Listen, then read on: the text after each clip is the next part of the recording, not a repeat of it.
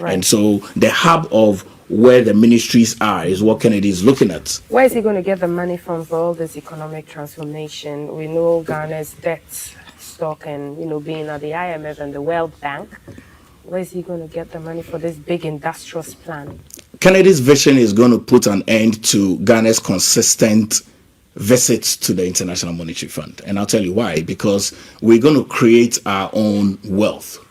Okay? Because if you put a factory in the northern part of the country that does shea nut juice, if you put a factory in the northern part of the country that does coconut juice, if you put a factory in eastern region that does plantain juice and all of that, tomato juice, that is creating jobs, that is bringing a lot of money. And cassava gives you about 32 different products. You can do ethanol from sugar cane, and you can even get charcoal from coconuts and all of that. If you look at the value chain of the stream of factories that will be created, it's going to create a lot more money. So we're not going to be looking at our gold, we're not going to be looking at our cocoa, because there's a lot more resources that we can get from the products that we have in country that we're not using it for. The smoke that we wear, beautiful smoke that we wear, it's coming from the plantain stream.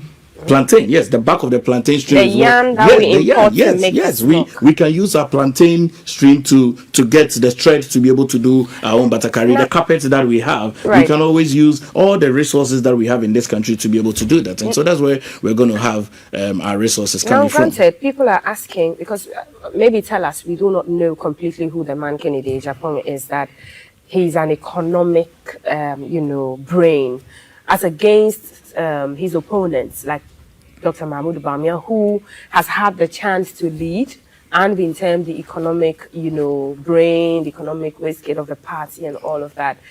Is it that Mr. Kennedy Agyapong has a team of brilliant economists that will ensure that these plans that you have mentioned, come into fruition, or he himself understands the terrain of Ghana's economics and will be the one spearhead in this? Kennedy himself is an economist.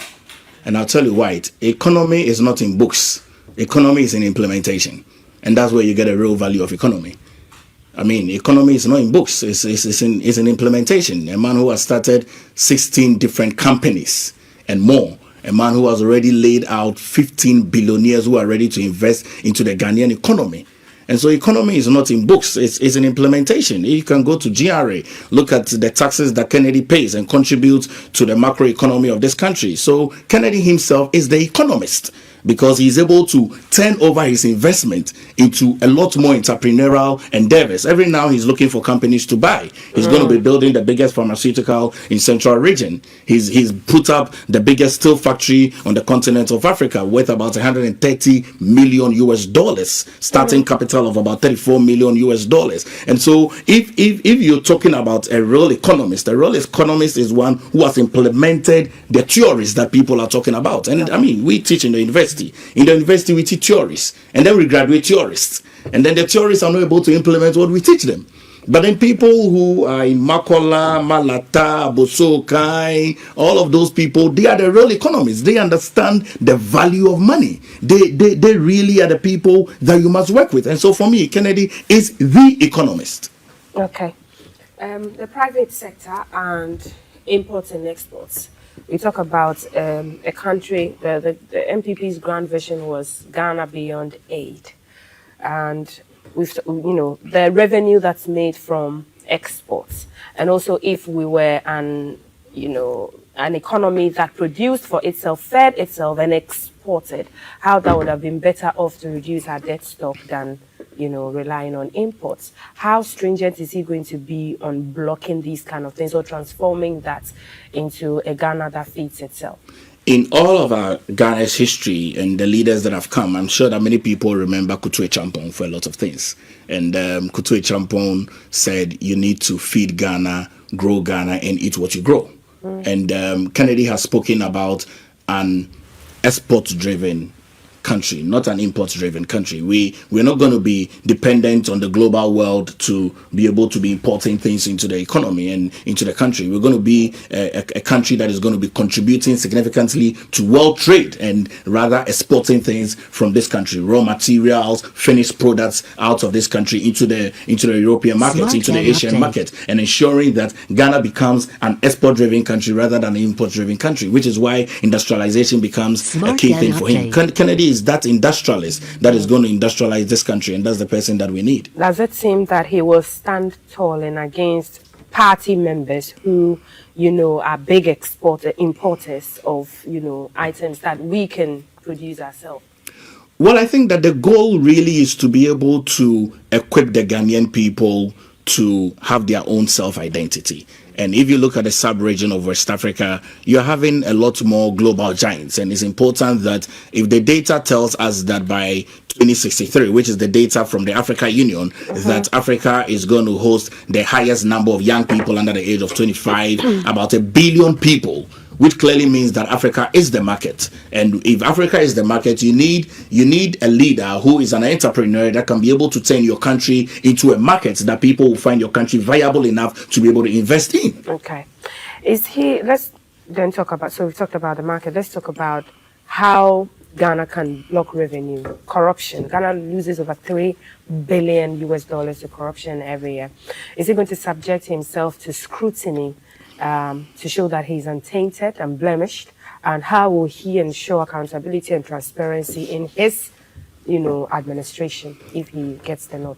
Kennedy has been the biggest citizen vigilante.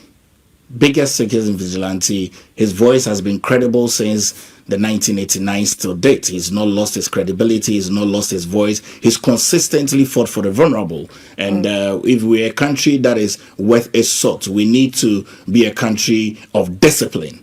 And that's not what we have continually over the years. And so people go to work and leave at any time. There's not good structures of corporate governance. Kennedy is going to enhance all those weak structures and make sure that we strengthen that. And so he's going to be accountable. He has stated very clearly that if you come into his government and you want to be corrupt, you're out of the door almost immediately, because he's not going to entertain that at all. He's made his money through hard work, and he's going to make sure that the Ghanaian people benefit from their wealth. And in this grand scheme of things, you think the Ghanaian people, the party, are willing to accept such a leader who will speak truth to power and prosecute corrupt officials from his government? Absolutely. And I think that this is what the party needs. The party clearly is at a stage where you need a leader who is par excellence, a leader who can put his brains on the table, not one who is manipulated. How much has he stood against corruption in this country in the past, in his own government and,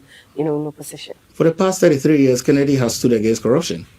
For the past 3 years, he's spoken against corruption. He's spoken against people that have been corrupt, people that have been siphoning money, people that have not been living up to the standards of good corporate governance practices. You recall when he was board chair for Ghana Gas, he goes to the office at 6 a.m., 7 a.m., expecting people to be at work, and people are not there. He tells them, go back home. And so, and that's where really corruption starts from. Okay, when people are not paid well, people become corrupt. And so Kennedy is a strong advocate of paying people well. If you pay people well, people will not be corrupt. Okay. If you put a good environment and a clean environment in, people will not be corrupt. If you are giving kickbacks, people will not be corrupt. And Kennedy has done business in this country for the past 33 years. There's not been a single allegation of corruption that has come against him. And so he's going to make sure that same tenets that he holds dear as values proposition is what he's going to bring into his governance. Okay. Let's talk about sentiments that he goes overboard, and there's been sentiments that he passes, before he even started the flag bearership race, that border on tribal sentiments, that border on excesses in dealing with corruption, or anybody who does not, see his ideology as the right way to go. To err is human, to forgive is divine. And for me, I look at Kennedy as a real human being and a good representative of what true humanity should be like. And if you look at Kennedy, his passion exceeds what he does. He's very passionate about everything, and in context, he is able to clearly state that wrong is wrong and speak to it. I look at all the issues that Kennedy has spoken about, and is about people. All the fights that he's fought in terms of a freedom fighter is about people, and I see persons within the African continent that I can equate to Kennedy Agyapong. One example who is a model for me is Nelson Madiba Mandela. I mean, of the apartheid and South Africa. One of them is also Steve Biko. Young people who really fought for the liberation of South Africa, and Kwame Nkrumah as well. Dr. J.B. Dankwa, Akyea, and all the people that fought for the independence of this country. And so if you look at an individual, you need to be able to value an individual and check the motives for why they do what they do. If you're able to weigh the motives for why they do what they do, you will not misjudge them. And I think that many people might have misrepresented who Kennedy is in terms of where his heart is. His heart and soul is for the Ghanaian people. His heart and soul is for equality. His heart and soul is to ensure that people are not treated badly. His heart and soul is to ensure that people are not mistreated. His heart and soul is to ensure that people get the equitable distribution of resources. And that's really what it is. Okay. What do you say to sentiments that how he is, his persona, his vision for the country does not align with the greater ideologies of the NPP, and so there are divisions that people do not feel like he's the right man to lead the party and eventually Ghana? When the Dankwa Dombo Buzia tradition was being formed, Kennedy was a member of it. Was one of the young people that were in the home of Yabuache, who is the father of Ochihini Amwiti Oforipenny, in New Jersey, who dedicated his home for the Dankwa Dombo Buzia tradition to be formed. And so, very clearly, Kennedy holds the ethos of the libertarian government that the New Patriotic Party professes, the property-owning democracy that as a private individual, you have a right to be able to own a property that the government will not come and take it away from you. Remember that we're coming at the backbench of the PNDC, AFRC era where if you own a Peugeot, it will be taken away from you. And so the New Patriotic Party came at the backbench of ensuring that as an individual, you have a right to be able to own a property, which is why we have the property-owning democracy, that every individual has a right to be able to hold a property. And Kennedy assumed such rights. And so it will be very difficult for anyone to think that Kennedy does not hold the values of the New Patriotic Party, one who was served during Professor Dubois-Henne's time, John Agyapong Kufuor, Nana Addo Dankwa Akufo-Addo, served even in opposition governments, served John Evans Atta Mills's government when he was in Parliament, which was the fifth parliament at the time, because he went into parliament in the third parliament with John Agyapong Kufuor as president, fourth parliament with John Agyapong Kufuor as president, fifth parliament is when Evans Atta Mills came, was in parliament when John Dramani Mahama was president, first term, and served Nana Addo Dankwa Akufo-Addo two-term president. So for him as a 24-year member of parliament on the ticket of the New Patriotic Party, I mean, what else would you expect? That he holds the key values of the New Patriotic Party, which is the sovereignty of the Ghanaian people. What do you say to people who say that he's not open to wise counsel and team building? And, when he thinks about something and this is how it should go, he just goes ahead to say it and do it. Nobody can have a sustainable business, 16 different companies for 33 years, employ 77,000 people, and not be open for ideas. I mean, that's unthinkable, because Kennedy believes in what we call the synchronized thinking, that when he sits around the table, he wants to be able to hear your opinion. And I mean, he's asked several times, Doug, what's your opinion on this matter? I sit with him in council meetings, and he does ask people, what's your opinion on this matter? Does he work with your opinions?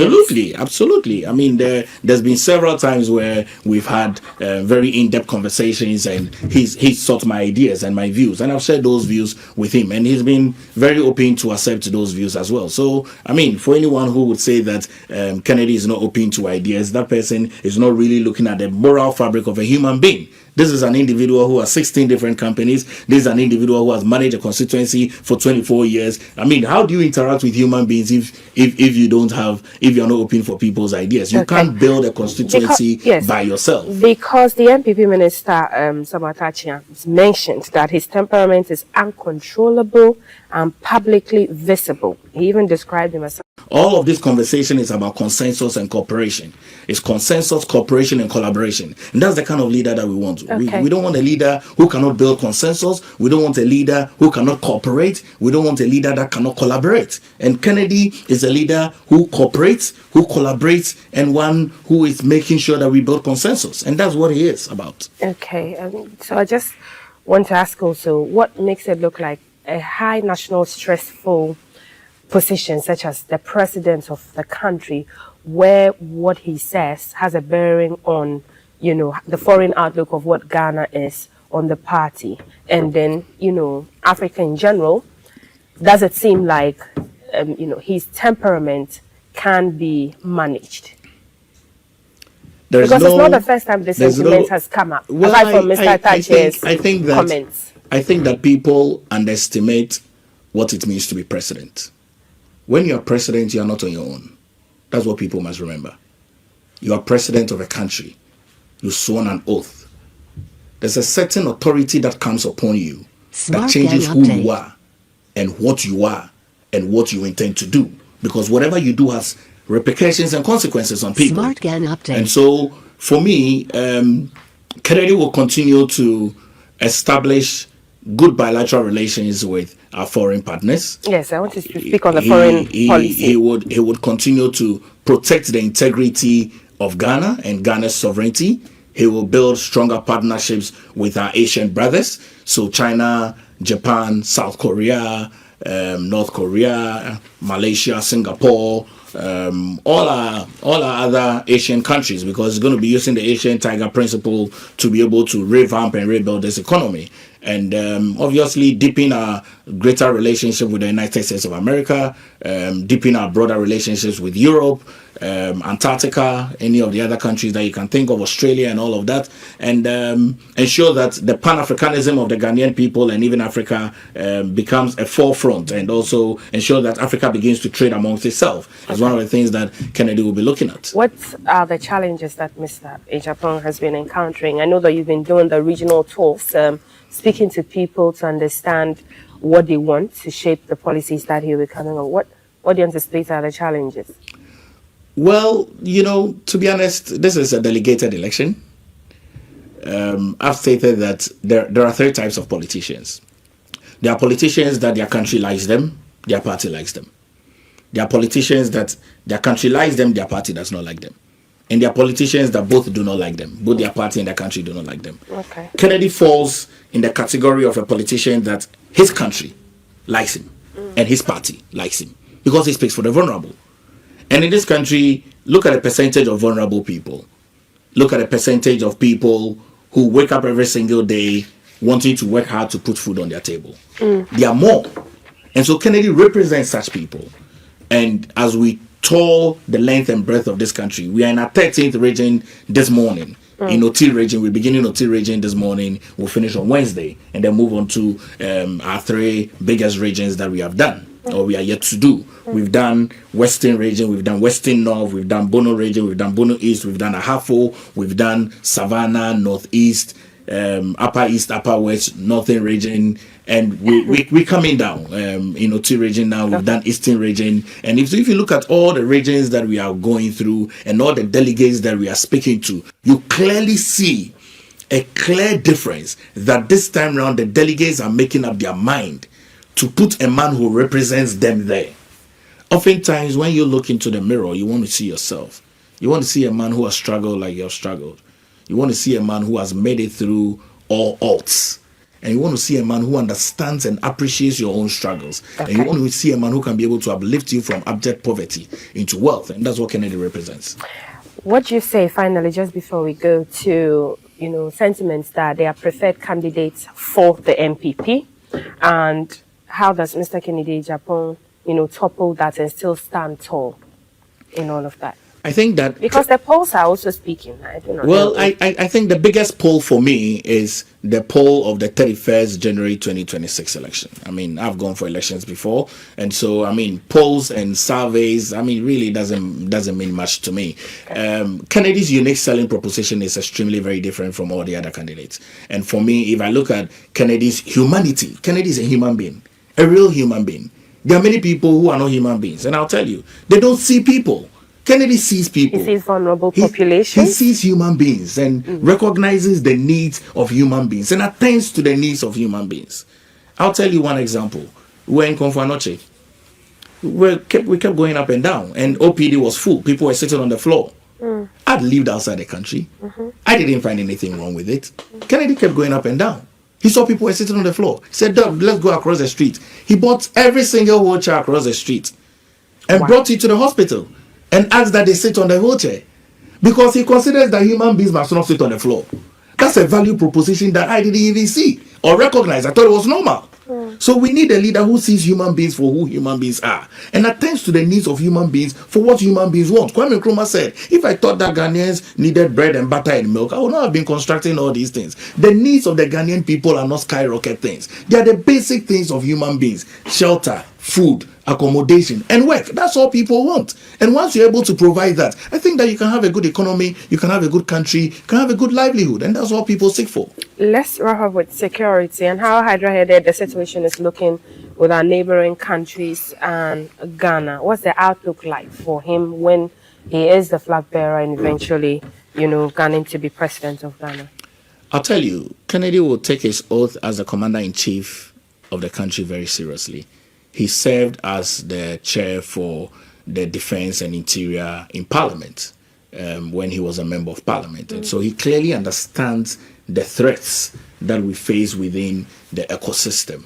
And I'm very certain that he will use his intelligence that he has gathered over the years and experience that he has over the years to be able to ensure that our borders are strong, our sovereignty remains strong, that our threats are minimized, and also ensure that we continue to have a safe and peaceful country. Smart Gun update. In terms of security, is there a strategy to, I'm going back to the temperament again because of the kind of sentiments that people say that he passes and how it borders on national security and regional security on the African continent, to ensure that what he says is in line with, Ghana's approach to dealing with these security threats? Well, this is a member of parliament for 24 years, six-term member of parliament, served as committee head for national security and intelligence. I mean, what other temperament would you speak of? Because he succeeded in that.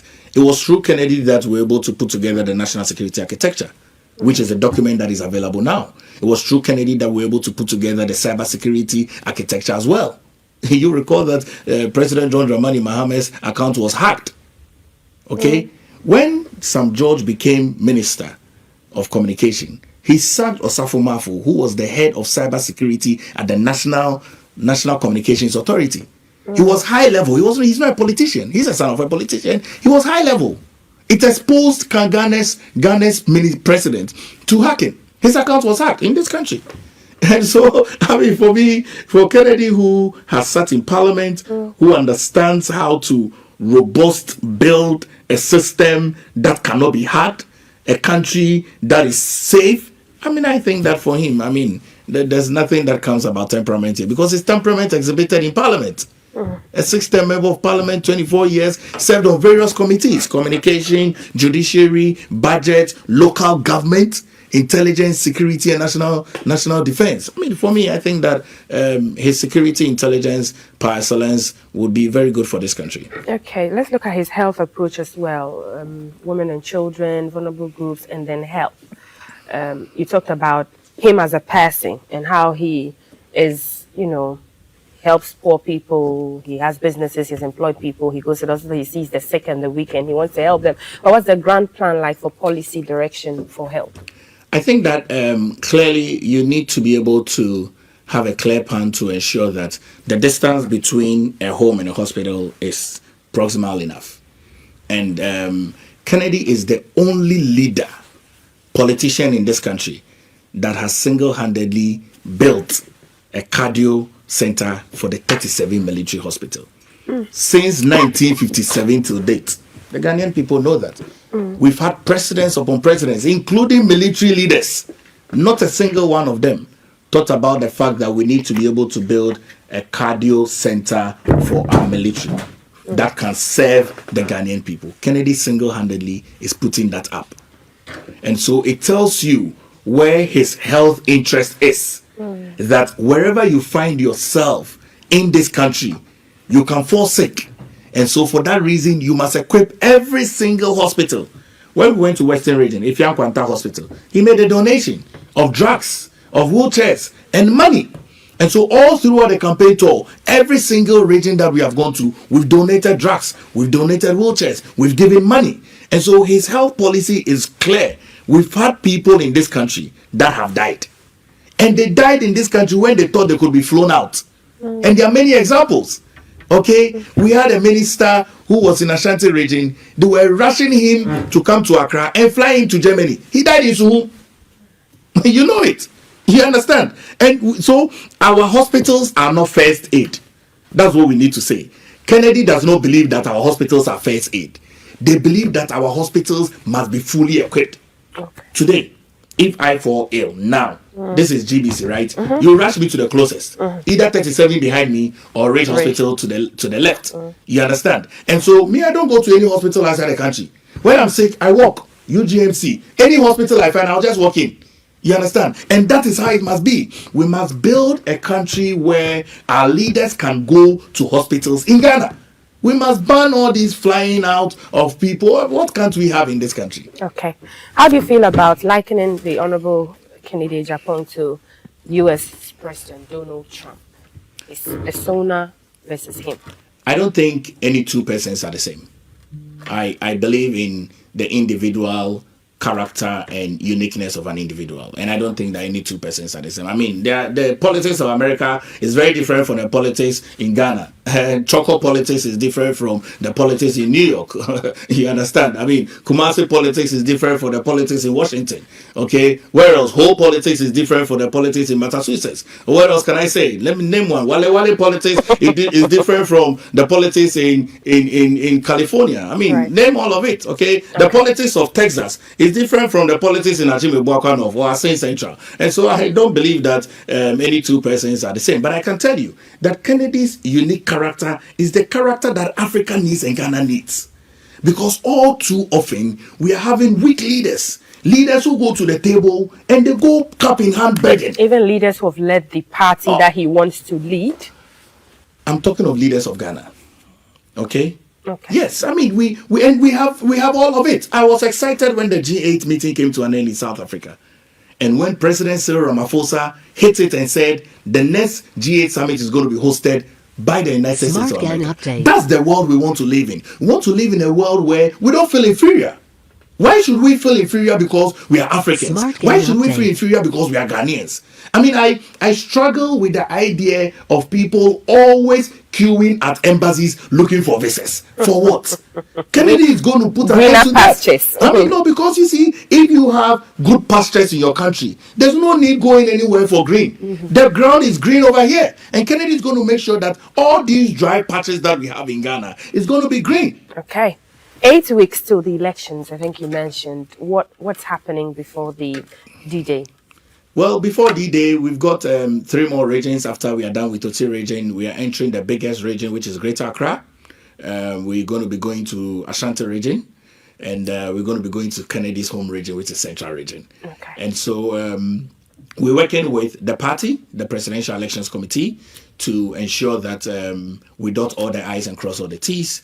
This is an election that we are being very vigilant. It's an election for Kennedy Agyapong to win. It builds on the foundation of this party. It builds on the future of this party. It builds on all of us young people who have a place and a role in politics. I mean, Kennedy's victory is a victory for the Ghanaian people. I have calls from the east, the west, the north, and the south. People who are not party people, NDC people, who tell us that they will vote for Kennedy when Kennedy becomes flag bearer of the New Patriotic Party. And so we're looking at security. Obviously, it's going to be an incident-free election. Okay. You should be bold enough to go out and vote, and vote number 1, because Kennedy is number 1. Be careful when they turn the ballot paper, turn it up.